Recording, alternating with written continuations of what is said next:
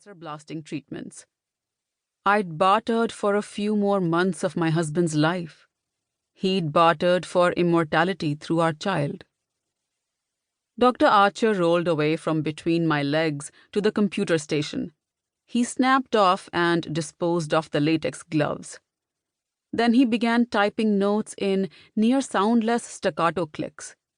Though the examination was finished, I knew better than to sit up until he gave me leave. I'd been here before, done this before. 2 years ago, when Nirvan had been in remission, and the idea of having a baby had wormed its way into his head. We'd tried the most basic procedures then, whatever our medical coverage had allowed.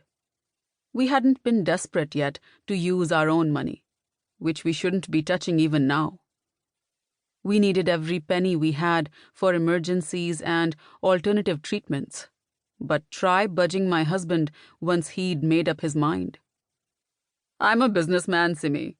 I only pour money into a sure thing," he rebuked when I argued. I brought my legs together, manufacturing what poise and modesty I could, and pulled the sea green hospital gown bunched beneath my bottom across my half-naked body. I refused to look at my husband as I wriggled about, positive his expression would be pregnant with irony, if not fully smirking. And kudos to him for not jumping in to help me like I would have. The tables had turned on us today. For the past 5 years, it had been Nirvan thrashing about on hospital beds, trying in vain to find relief and comfort, modesty or release. Nirvan had been poked, prodded, sliced and bled as he battled aggressive non-Hodgkin's lymphoma. I'd been the stoic spectator, the supportive wife, the incompetent nurse, the ineffectual lover. And now? What role would I play now? As always, thinking about our life left me feeling even more naked than I was in the open-fronted robe.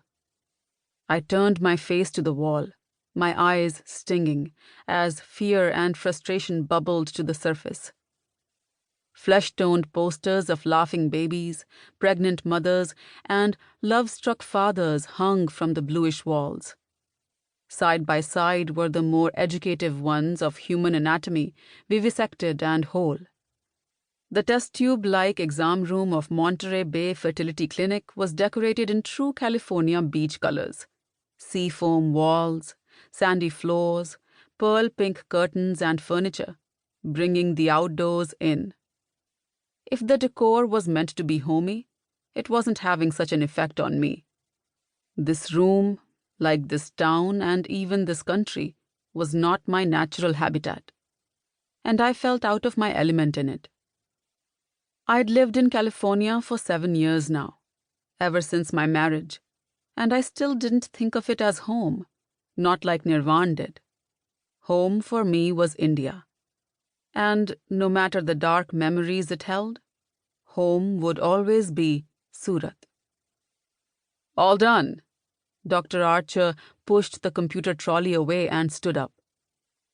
"You can get dressed, Mrs. Desai. Take your time. Use whatever supplies you need. We'll wait for you in my office," he said, smiling. Finally, I can cover myself, I thought. Goose flesh had erupted across my skin due to the near-frigid clinic temperatures doctors tortured their patients with.